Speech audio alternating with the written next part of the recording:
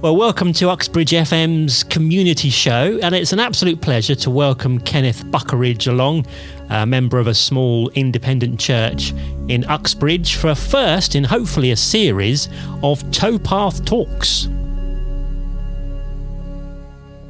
Hello there. I've lived in Uxbridge ever since we were married 47 years ago. Before that, I lived in a suburb of Portsmouth, my father being in the Navy. When I was a lad, we lived in Malta for 2.5 years after my father was posted there. I remember those years with great affection because of the opportunity to learn and do things connected with warm weather and the sea.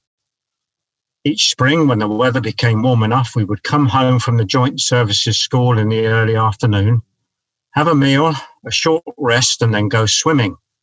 We lived at St. Paul's Bay long before all the tourist hotels were ever thought of. We had just a 5-minute walk to a small cove that was not visible from the road and never crowded during the week. Bliss. On visiting the same place a few years ago, we were disappointed to find it had been fenced off. My father was an engineer on submarines at the time and put in charge of recreation and sports. This meant, amongst other things, that he was responsible for a number of sailing dinghies and a 4-berth sailing cruiser. Consequently, I became a reasonable swimmer and learned the basics of how to sail. We never had our own sailing boat, but Dad bought a kayak, which in those days was made of wood and canvas.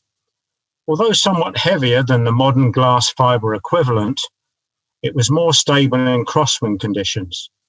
He made a small mast, sail, rudder and keel for it, which enabled me to enjoy many happy hours exploring the coast of St. Paul's Bay. We would often have long discussions about how to improve the sailing characteristics of the boat. With that background to my early life, you can perhaps imagine what it seemed like to move away from sight and sound of the sea for the first time when we came to Uxbridge. However, I enjoyed discovering the Grand Union Canal, seeing the many boats that were using it, and being able to walk and cycle along the towpath. This brings me to the theme of my talks, which are called Towpath Talks. There are many things to observe from the towpath which can teach us little lessons about life, and I would like to bring some before you over the coming month. Coming back to the here and now, due to the initial lockdown restriction of half an hour's exercise, we regularly did a walk, which included part of the canal near our home.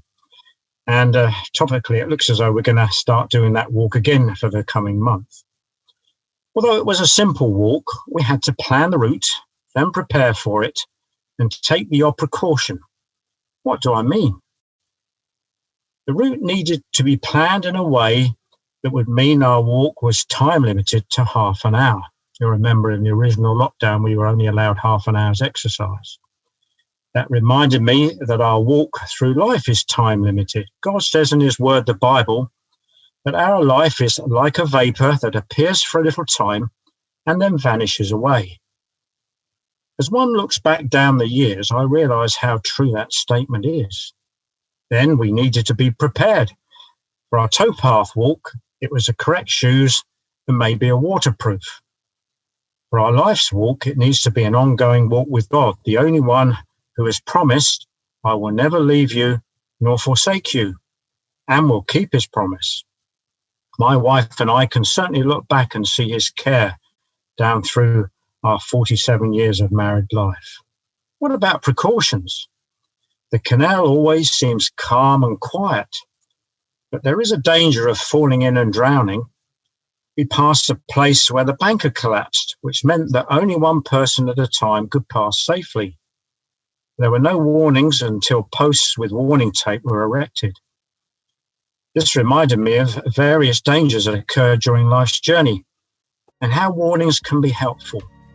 We certainly have appreciated the advice that God gives us in the Bible during the years. I wonder if I might ask you a question. Do you know the help of a loving God as you travel life's pathway?